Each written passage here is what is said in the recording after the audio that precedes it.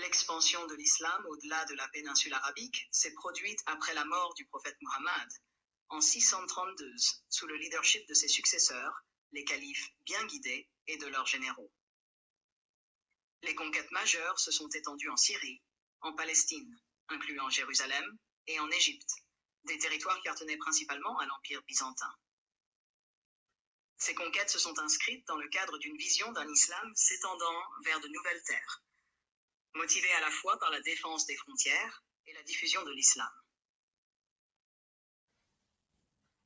1. Conquête de la Syrie, 633-636, sous le califat d'Abou Bakr et d'Omar ibn al-Khattab. L'expansion en Syrie débuta sous le premier calife, Abou Bakr, qui envoya plusieurs de ses meilleurs généraux pour lutter contre les Byzantins.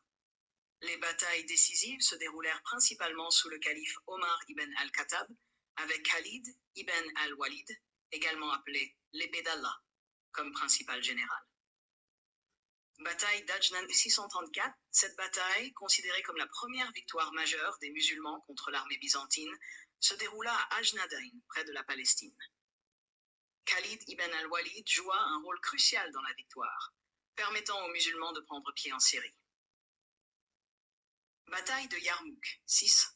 Probablement la bataille la plus importante de la conquête de la Syrie, Yarmouk fut une victoire décisive contre une grande armée byzantine, commandée par l'empereur Héraclius. Les forces musulmanes, bien que numériquement inférieures, menées par Khalid ibn al-Walid et soutenues par d'autres généraux comme Abu Ubaïda, infligèrent une défaite qui assura le contrôle de la Syrie aux musulmans. Cette victoire ouvrit la voie aux musulmans pour prendre Damas puis Jérusalem. 2.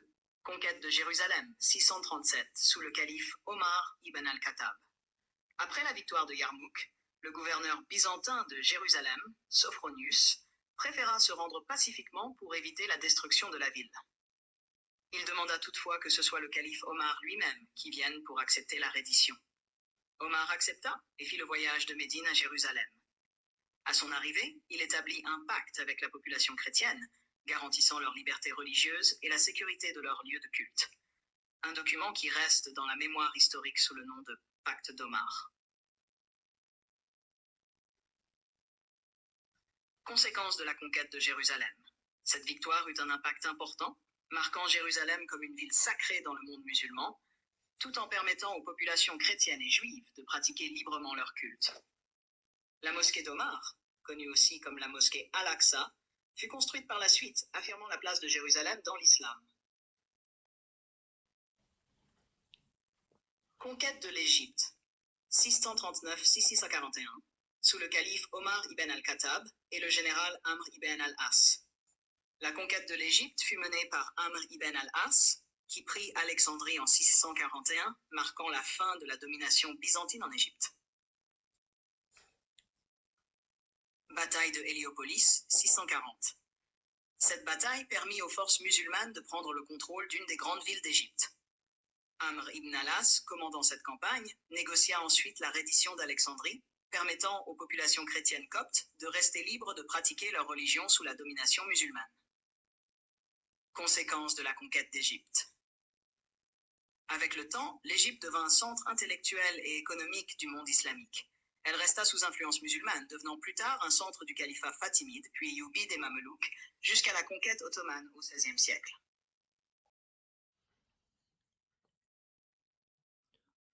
Administration des territoires conquis. Sous Omar, un système administratif fut mis en place pour gérer les nouvelles provinces.